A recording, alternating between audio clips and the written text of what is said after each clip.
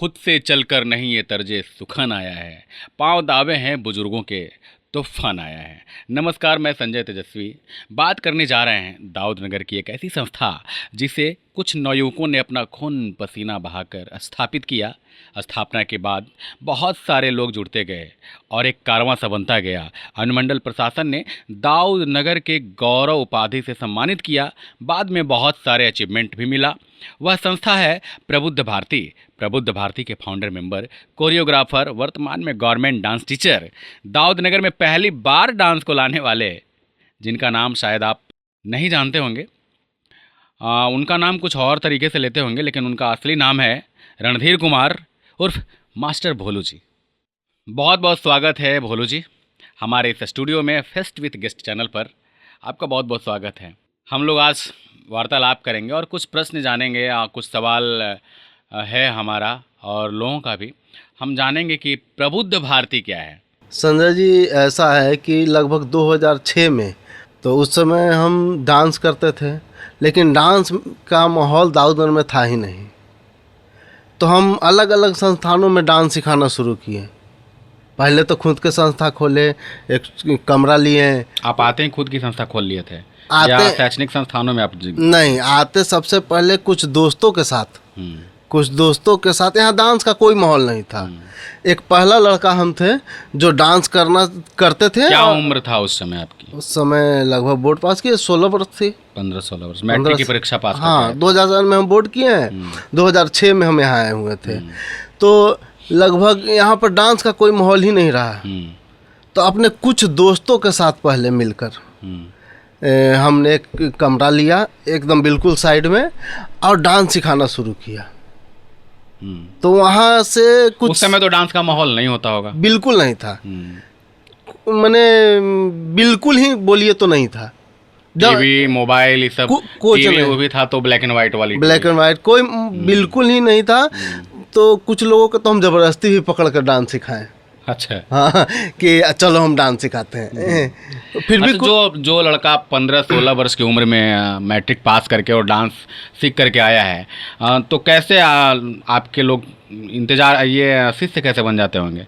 सीखना कैसे चाहते होंगे कि 15-16 साल का लड़का क्या सिखाएगा? जैसे ये तो मन में ख्याल आता ही होगा कि 15-16 साल का लड़का मैंने क्या सिखाएगा। लेकिन हम जो परफॉर्म किए थे उसको देखते हुए लोग आ जाते थे। ऐसा होता था कि परफॉर्म कहाँ किए थे? दाऊद नगर में कहीं परफॉर्म किए थे? हाँ, दाऊद नगर में हम सबसे पहले बार जितिया में परफॉर्म किए थे, बम रोड में। और जस्ट दूसरे दिन दुर्गा क्लब में जितिया का प्राइज वितरण होता था। तो उसी समय हम रिक्वेस्ट किए कि हमको भी डांस करने का मौका दिया जाए। 16 वर्ष की उम्र रही होगी, जुनून भी थी। जितिया टीम से आपने रिक्वेस्ट किया? हाँ, रिक्वेस्ट किया और उन्होंने हमें मौका दिया। तो लोग जानना शुरू किए कि हम भी डांस करते हैं। उसके बाद हम संस्था में मतलब एक कमरा लिए और कुछ लोगों को इनवाइट भी किया कि हमसे डांस सीखो। तो कुछ लोग दोस्त ही कहे कि दोस्त से ही शुरुआत किए सिखाना। कुछ रहे, कुछ चले गए। इसी तरीक़े से हम डांस के दाऊद नगर में नींव रखे। अच्छा, आपके आने के पहले यहाँ कोई डांस की संस्थान एक भी नहीं थी? नहीं, एक भी डांस संस्थान नहीं थी। तो फिर प्रबुद्ध भारती का ख्याल कैसे आया कि प्रबुद्ध भारती की स्थापना किया जाए? देखिए, हम जाकर बहुत सारे संस्थान में डांस सिखाने लगे। तो वहाँ पर बहुत सारे कलाकारों से मुलाकात होती रही है। जैसे कहीं गए तो कोई तबला वादक, सारे युवा। तो एक ओकेजन होता था जिसमें वो आते थे सिर्फ। मतलब 15 अगस्त हुआ तब मुलाकात हुई, 26 जनवरी हुआ तब मुलाकात हुई। बाकी सब अपने अपने काम में बाकी अपने अपने काम में। तो साल भर में, एक साल में 2 बार वो कार्यक्रम करते थे। तो कहीं ना कहीं उनका कलम मर जाता। तो मेरे मन में ख्याल आया कि क्यों ना एक टीम बना लिया जाए, जिनको मंच दिया जाए। देखिए, कला ऐसा चीज़ है कि जब जितना आप क्या बोलते हैं अभ्यास करेंगे उतना ही निखरेगा। अब अगर अभ्यास करना छोड़ेंगे तो धीरे धीरे मर जाएगा। बहुत सारे कलाकार यहाँ पर हैं जो अभ्यास के बिना मारे गए। दाऊद नगर कलाकारों का शहर है। जैसे एक बहुत फेमस सिंगर आप जानते होंगे हैं, कसेरा टोली के हैं, जो कभी कभी जितिया में सिर्फ दिखेंगे। भोला कसेरा।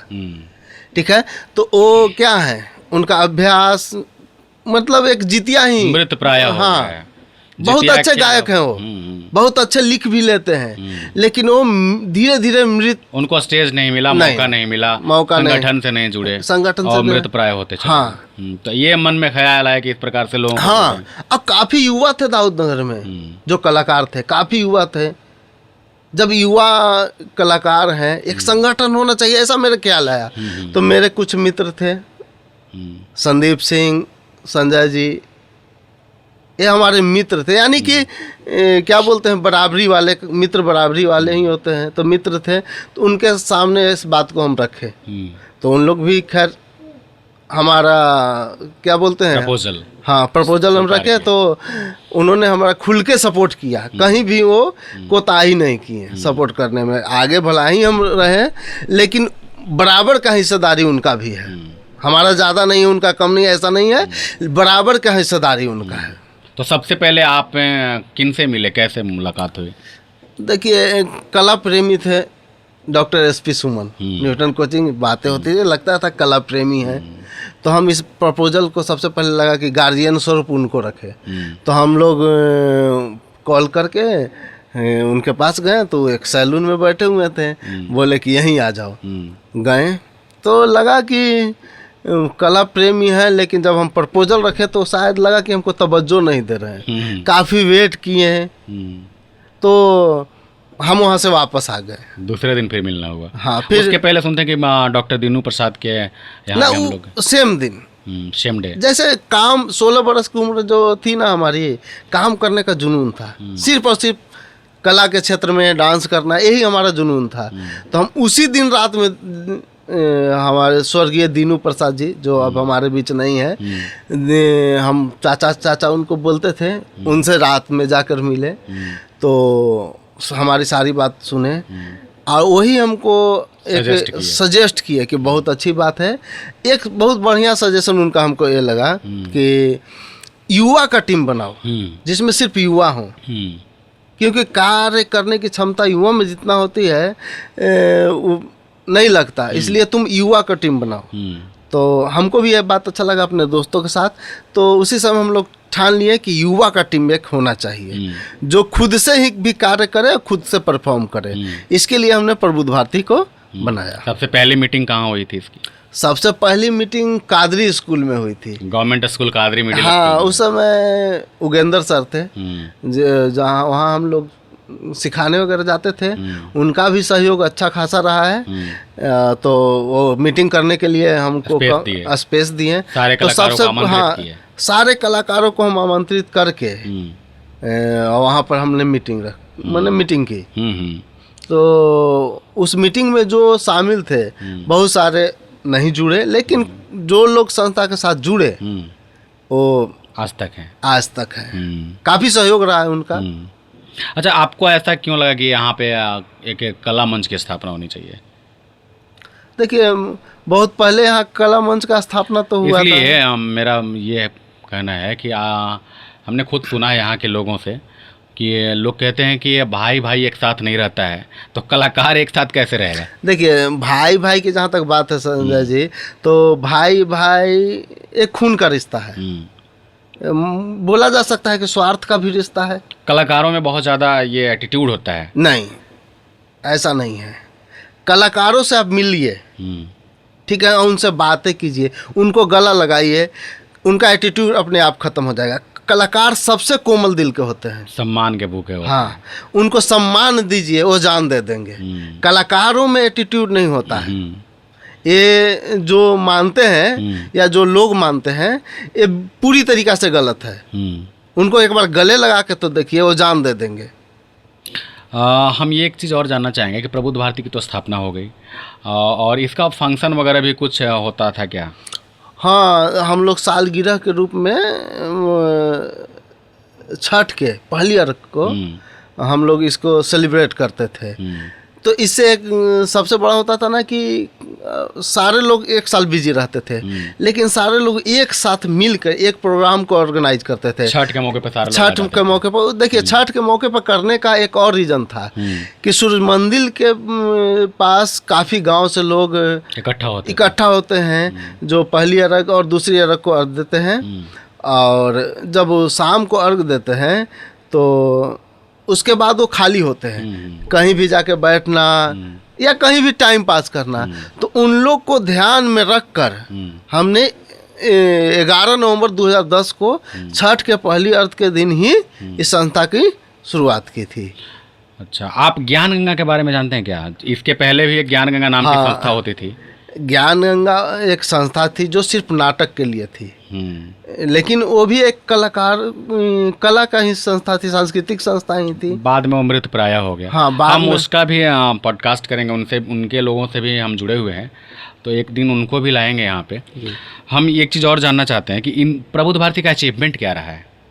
देखिए, प्रबुद्ध भारती के तो सबसे पहले 2012 में दाऊद नगर के गौरव के रूप में सम्मान किया गया, और लगभग 2012 में ही नाटक के क्षेत्र में सर्वश्रेष्ठ अवार्ड दिया गया औरंगाबाद जिला से। मतलब 2 साल के अंदर? हाँ, 2 साल 10 में स्थापना हुई। हाँ, और 12 में सर्वश्रेष्ठ स्थान मिला। सर्वश्रेष्ठ नाटक के क्षेत्र में मिला, डांस के क्षेत्र में भी मिला। लगभग एक मधुलिका थी, वो डांस के क्षेत्र में उसको मिला, और नाटक के क्षेत्र में पूरी प्रबुद्ध भारती टीम को, जो काफ़ी लोग थे, बाल कलाकार भी थे, हमारे यहाँ लड़कियां भी थी, सारे को काफ़ी। कितने लोगों का लगभग समूह रहा है ये?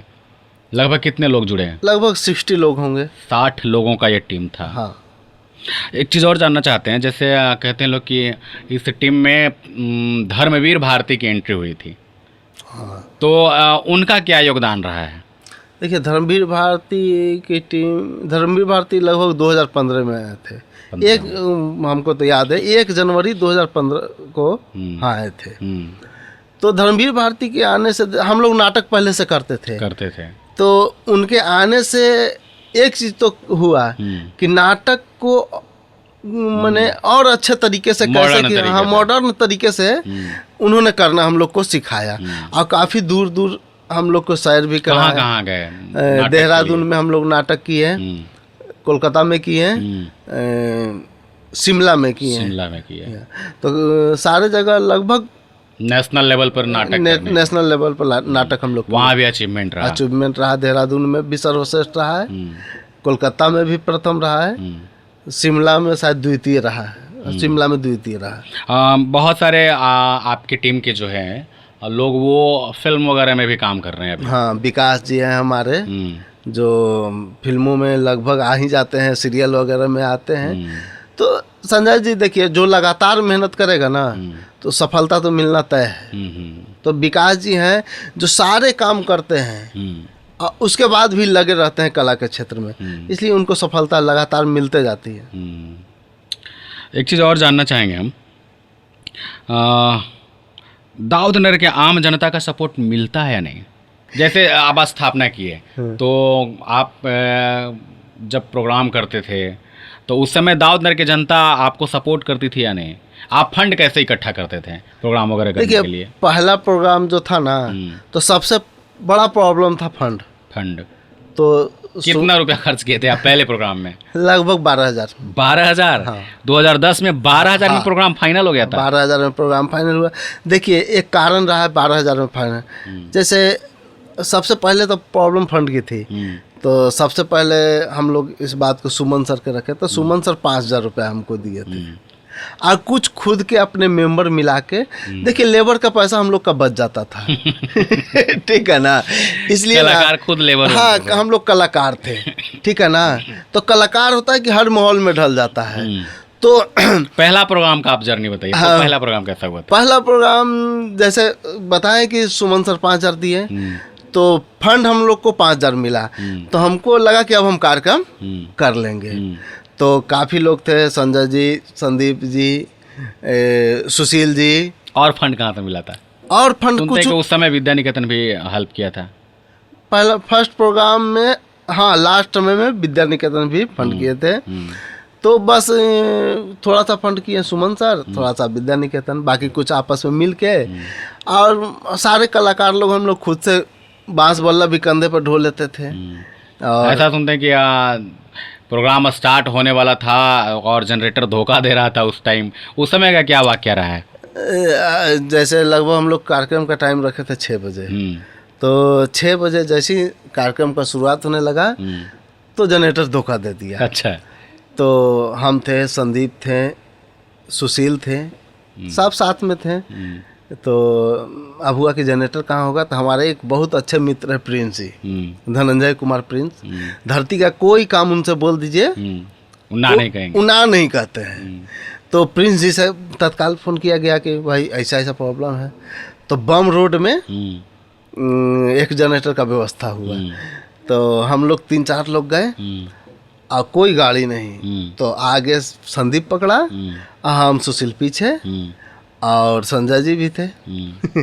सब मिलकर और कार्यक्रम होने वाला है। हम मेंबर हैं, क्या है तो प्रबुद्ध भारती के डायरेक्टर हैं, हम जनरेटर ढोकर ला रहे और जिनको गाना गाना है वो जनरेटर, हाँ जिनको गाना गाना है वो जनरेटर ढो रहे, जिनको डांस करना है जो जनरेटर ढो रहे हैं। देखने वाले पब्लिक बैठी हुई है इंतजार में कब कार्यक्रम शुरू हो। तो बम रोड से छठ के समय में जनरेटर ले जाना काफी मुश्किल काम था। सुनेंगे कि वो कपड़ा वपड़ा मिला, उस कपड़ा रस्सी भी नहीं मिल रही थी तो हाँ, कपड़ा मिला, हाँ, कपड़ा का रस्सी बनाया, हाँ, खींच करके लाया मैंने गया। किसी तरीके से पूरा जुगाड़ चल रहा था। लगभग सब तो बच्चे जैसे ही बोलिए 16 बरस 17 बरस। किसी का संरक्षण उस टाइम वैसा नहीं मिला जो नहीं वैसा कोई संरक्षण नहीं मिला। बस हाँ कुछ पैसे मिल गए, हाँ तुम्हारे साथ हैं। अनुभव की कमी, हाँ अनुभव की काफी कमी थी, कमी नहीं बोलिए। प्रबुद्ध भारती के विषय में या कलाकारों के विषय में आम लोगों की क्या अवधारणा है कि ये लोग सुनते हैं कि बोलते थे ये सब नचनिया है? देखिए पब्लिक जो आम लोग हैं, आम लोगों का सिर्फ एक शब्द है, नचनिया बजनिया। नचनिया बजनिया, सिर्फ एक शब्द। आप चाहे लाख कहीं से भी अचीवमेंट ला करके शहर को दे दें, तो नचनिया बजनिया जब बोलते थे तो हमको काफ़ी खलता था। लेकिन आखिर हम सोचे कि आखिर बोलते क्यों हैं। तो एक बार हम औरंगाबाद गए थे एक वकील साहब से मिलने, उपेंद्र कश्यप हैं उनके साथ किसी कार्य से। तो वहाँ एक बुक रखी थी। तो कलाकार है, नज़र हर जगह जाती है। तो बुक में सबसे पहला लेटर लिखा था नचनिया। हाँ, तो हमने उस बुक को उठाया, पढ़ा। तो नचनिया का मतलब कोई बहुत ज़्यादा हम लोग का लोकल भाषा है। जैसे मगही में हम लोग जो भी बोलते हैं, मगही में नचनिया ही कहा जाता है। हाँ नचनिया ही कहा जाता है। नचनिया का मतलब होता है कि जैसे जो डांस से, नृत्य से अपना जीवन बिता रहा हो, अपना जीवन चला रहा हो, वही नचनिया है। तब फिर हमको लगा कि रियल में हम तो नचनिया हैं। अच्छा, पैसे कैसे इकट्ठा करते थे जीवन यापन के लिए? देखिए घर से फंडिंग होती थी? नहीं, घर के लोग सपोर्ट करते थे? नहीं। तो फिर आम जनता के बीच में मेरे घर वाले थे। ऐसा नहीं था कि मेरे घर वाले अलग थे। जो आम जन बोल रहे हैं उनमें हमारे घर वाले भी थे। तो घर वाले सपोर्ट नहीं करते थे? बिल्कुल नहीं। जैसे घर वालों का क्या रिएक्शन रहता था? जैसे नाटक करने जा रहे हैं, डांस करने जा रहे हैं, तो उस समय क्या रिएक्शन रहता था? उनका चेहरा देखने लायक रहता था। ठीक है ना। उनको लगता था कि ये इसका तो जिंदगी नर्क हो गया। और सबसे ज़्यादा घर में ही सुनने को मिलेगा। अगर आप कुछ अलग कर रहे हैं तो सबसे पहला विरोध आपका घर में होगा।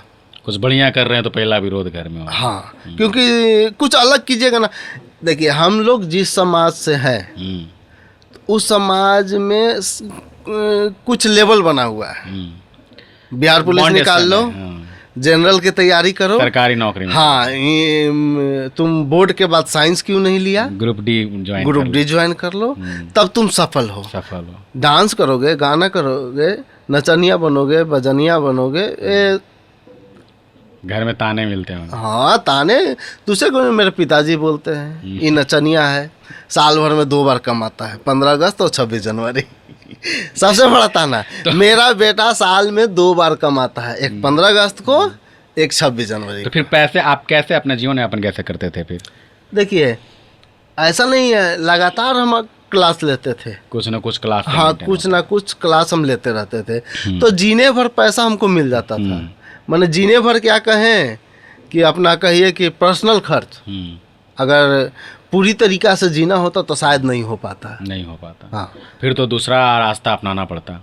देखिए बहुत सारे कलाकार दूसरा रास्ता इसीलिए अपना लेते हैं, वो बर्दाश्त नहीं कर पाते हैं जीवन यापन की। हाँ बर्दाश्त, जो दुख होता है ना, कलाकारों के साथ जो दुख होता है वो सब बर्दाश्त नहीं कर सकते। एकदम ये क्लियर है कि जो कलाकारों के साथ दुख होता है वो सब नहीं बर्दाश्त करते हैं। कभी कभी कुछ कलाकार जीवन यापन पूरी तरह से कला में गुजार देते हैं, जैसे अभी हम नाम लेना चाहेंगे उनका। अभी हाल ही में हमने भी पॉडकास्ट किया है, औरंगाबाद के रहने वाले हैं आफ्ताब राणा सर। तो आफ्ताब राणा सर पूरा जीवन इसमें गुजार दिए हैं, वो दूसरा काम किए ही नहीं इसके अलावा। तो कला आप ऐसा सोचे थे कि आगे चल कर के अगर इसमें सफलता नहीं मिलेगी तो क्या करेंगे? देखिए, हम आज तक नहीं सोचे थे कि इसमें सफलता नहीं मिलेगी तो क्या करेंगे। हम संजय जी, आप विश्वास नहीं करेंगे, हम मैंने कंफर्म थे, विश्वास था कि हमको सफलता मिलेगी। जो मिडिल क्लास फैमिली में जो सफलता होती है वो तो मिल ही जाएगी, और जो ऊपर लेवल की सफलता तो वो तो अभी भी नहीं मिली। कोशिश। अच्छा, प्रबुद्ध भारती को संरक्षण कैसे मिला? देखिए, जैसे एक बहुत होती है कि आज तक कोई भूखा नहीं मरा है, बस प्रबुद्ध भारती एक कलाकारों की संस्था थी। तो सबसे पहले संरक्षण तो सुमन सर दिए। सबसे पहला ऑफिस कहाँ बना? सबसे पहला ऑफिस बना इसका न्यूटन कोचिंग में। ठीक, हम लोग के पास इतना भी पैसा नहीं था कि अपना एक ऑफिस रखे। तो सबसे पहला ऑफिस सुमन सर के एक कमरा दे दिए, एक जगह दे दिए कि एक साथ बैठो। कलाकार जब एक साथ बैठते हैं तभी कुछ होता है, अलग अलग रहते हैं तो कलाकार काफी सपोर्ट किए थे सुमन सर का। प्रबुद्ध भारती के जब शुरुआत हुई थी तो काफ़ी सपोर्ट रहा था, निस्वार्थ भाव से सपोर्ट किए थे। और हम लोग वहीं बैठना होता था न्यूटन। प्रबुद्ध भारती का जन्म वहीं से हुआ, और शैशवावस्था से लेकर के युवा अवस्था वहीं प्रदान किया। हाँ। लगभग 10 सालों की जर्नी सुनते हैं कि वहाँ गुजरा। 10 सालों के जर्नी नहीं कहें, समय के साथ बदलते रहता है संजय जी। फिर हम लोग यस एकेडमी आए, शंभू सर हैं यस एकेडमी के डायरेक्टर, उनके संरक्षण में फिर रहे। ऐसा नहीं है कि हम लोग को किसी वहाँ के बाद फिर प्रबुद्ध भारती का पूरा स्कूल ही यस एकेडमी में हो गया, क्योंकि हम लोग के अब ऑफिस से थोड़ा सा बड़ा चाहिए था, स्कूल चाहिए था, बच्चों को ट्रेनिंग दें। तो उसके लिए शंभू सर अपना जगह दिए, और काफ़ी निस्वार्थ भाव से शंभू सर हम लोग को बुरे वक्त में काफ़ी सपोर्ट किए। कलाकारों का हम लोग का एक बुरा वक्त चल रहा था, जो लग रहा था ना कि हम अब करें तो क्या करें। अब बिखरने वाली बात है। अब हमारा जो हाथ है अब छूट जाएगी। तो उस समय शंभू सर का खड़ा हो गए, बड़े भाई बनकर, गार्जियन बनकर, मैंने सारे कलाकारों के साथ। ये इतना हिम्मत आम जन में सब लोग में नहीं होती जो शंभू सर में। सब लोगों को न किसी रूप में जोड़े रखे। हाँ, सब लोग किसी न किसी रूप में जो चाहिए, जिस कारण से तुम बिखरने वाले हो वो कारण वो पूरा कर देते थे। मैंने हम लोग का आर्थिक से लेकर मानसिक सहयोग, आर्थिक से ज़्यादा मानसिक सहयोग की जरूरत होती है उस समय, जब लोग घर के गार्जियन से भी वो रहते थे टकराने के लिए कि नहीं ये जो कर रहा है वो सही कर रहा है अचीवमेंट प्राप्त करेगा। हाँ, मतलब कि घर वालों को भरोसा नहीं, हम पे बाहर वालों को भरोसा है, तो थोड़ा कभी कभी अच्छा लगता था। उनको बहुत सुनते हैं कि बहुत ज़्यादा सपोर्ट किए हैं, बहुत ज़्यादा, वो अभी भी करते हैं। उनसे मेरा रिश्ता अब लगता है कि आजीवन नहीं टूट पाएगा। वर्तमान स्थिति कैसी है प्रबुद्ध भारती की? वर्तमान में देखिए संजय जी, पहले की अपेक्षा तो अभी सही मानेंगे। जहाँ लोग 90% सफल हैं। क्या कर रहे हैं लोग आज? प्रबुद्ध भारती के जितने भी मेंबर थे लगभग लोग क्या कर रहे हैं? 90% गवर्नमेंट जॉब में है, जो एक मिडिल क्लास का सपना होता है। मैंने मिडिल क्लास फैमिली सफलता गवर्नमेंट जॉब को मानती है। तो 90% हमारे संस्था के लोग गवर्नमेंट जॉब में हैं सारे लोग, और लगभग 90% भी हम बोलेंगे कि जो जिला में ही जॉब कर रहे हैं। तो हम लोग कहीं दूर नहीं है, अभी भी साथ है, एक साथ मिलना होता है, एक साथ मिलना होता है। अभी भी एक दूसरे की ज़रूरत होती है, तो हम लोग अभी भी खड़ा हैं एक दूसरे के लिए। अच्छा, कभी ऐसा भी हुआ क्या कि अनुदान की ज़रूरत पड़े तो कभी सरकार खड़ा हो गई? नहीं, इसमें सरकारी अनुदान कभी मिला कि नहीं? हम लोग बहुत पहले देखिए, जब हम 1-2 बार कोशिश किए, लेकिन क्या बोलते हैं ना कि कागजी रूप से सिर्फ कोई ऐसा सहयोग नहीं। तो फिर बाद में हम लोग कोशिश भी नहीं किए। हम लोग खुद पे भरोसा रखें कि जो करना हो अब हम लोग खुद के मिलकर करेंगे। एक सवाल है कि आप ये जो डांस है आप कहाँ से सीखे थे?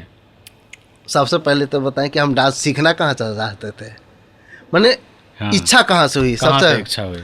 देखिए, दाऊद नगर में जब हम रहते थे तो जितिया दाऊद नगर अच्छा, में। सुनते हैं कि आपका पैतृक घर दाऊद नगर में नहीं है? हाँ, मेरा पैतृक घर ओबरा ब्लॉक में चंदा है। चंदा है, फिर दाऊद नगर में आप आए हैं? हाँ, नहीं, कुछ कारणवश हमें दाऊद नगर नानी के घर रहना पड़ा। ननिहाल में रहे? ननिहाल में आप ननिहाल में रहे हैं, यहाँ के पूर्व जो चेयरमैन थे वो ननिहाल में थे, और मैं बता दूं कि हम भी ननिहाल में हैं। उपेंद्र कश्यप जो पत्रकार हैं उनका भी ननिहाल है। बहुत सारे लोगों को हम जोड़ रहे थे, ये सारे लोग संजय ननिहाल जी में रह आपको एक करके। बात बताते हैं, भगिनों का शहर है दाऊद नगर।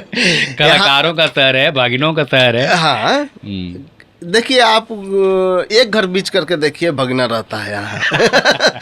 आप एक घर गैप कीजिए, दाऊद नगर में भगना मिलेगा।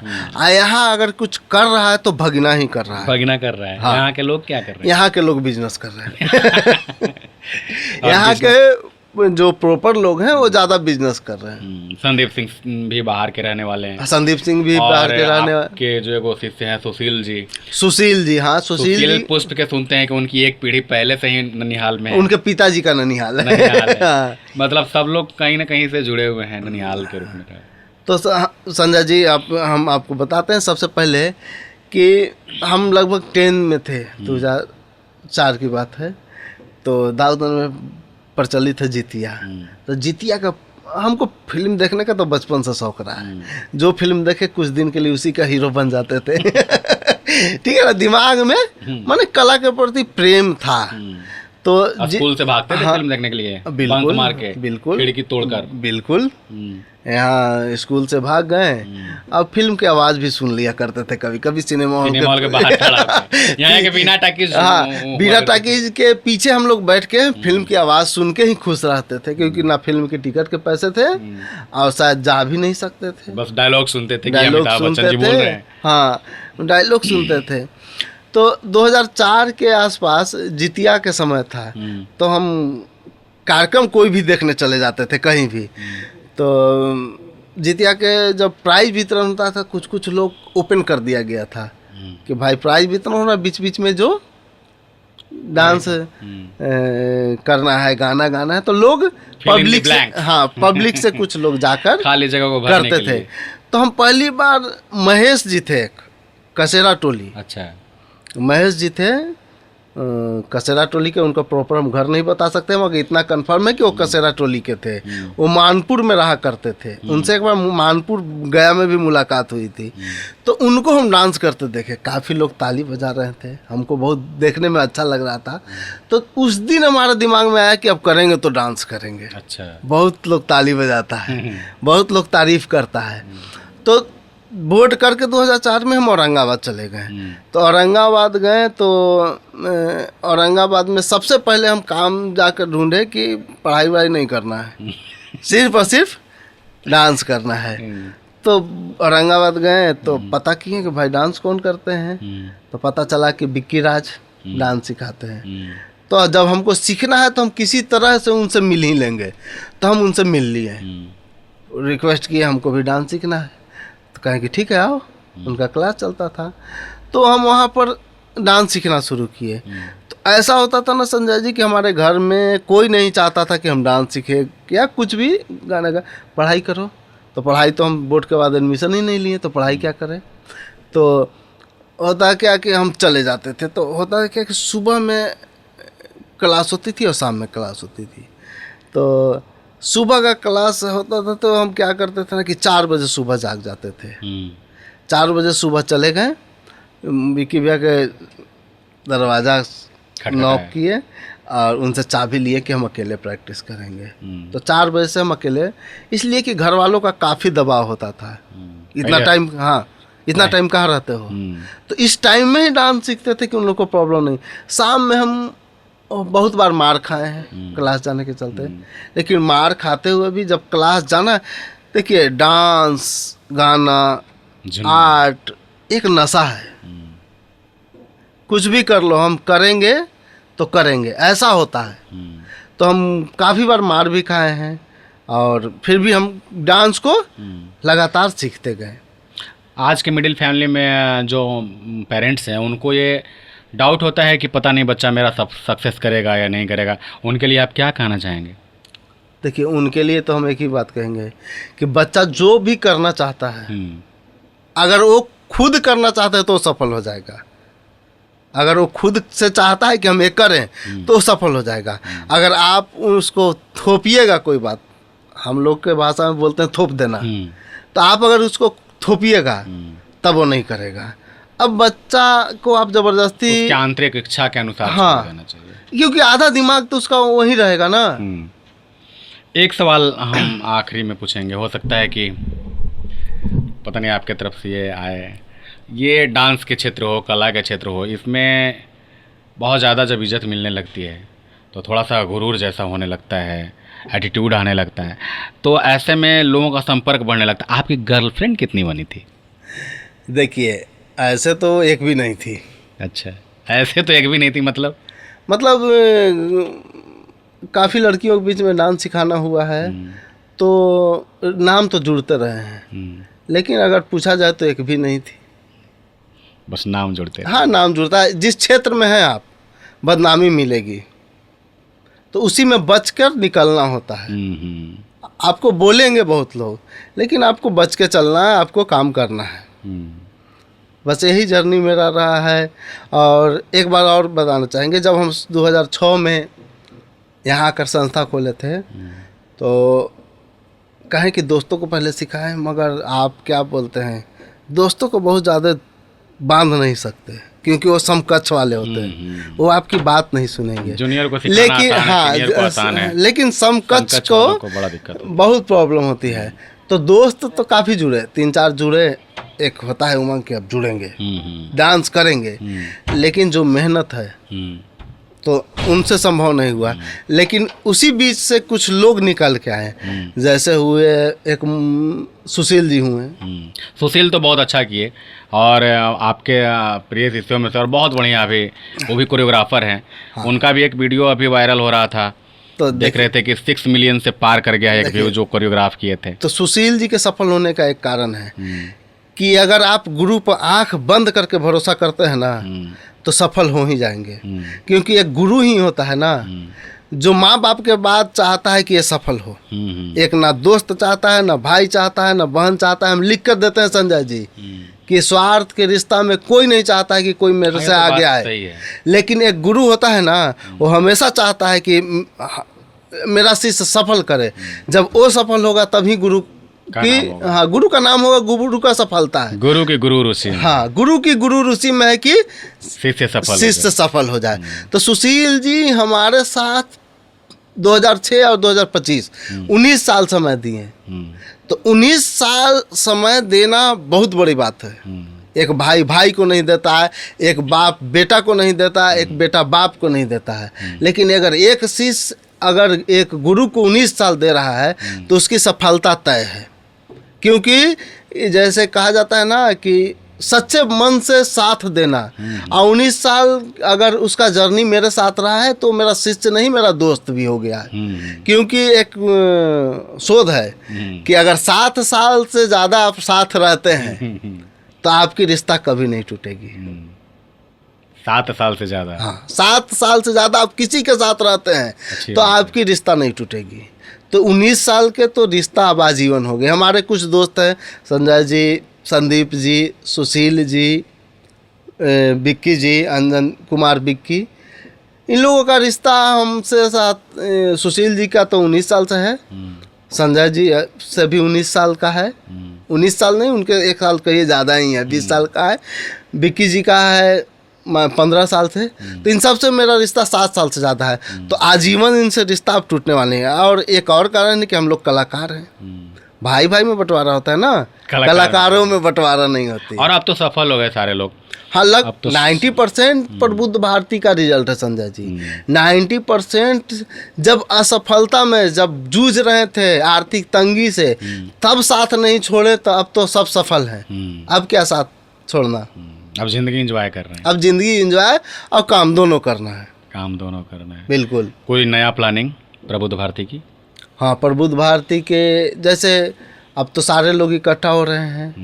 अब हम लोग का जैसे है कि सबसे पहले तो अपना जो छठ पर्व था उसको फिर से शुरुआत करना।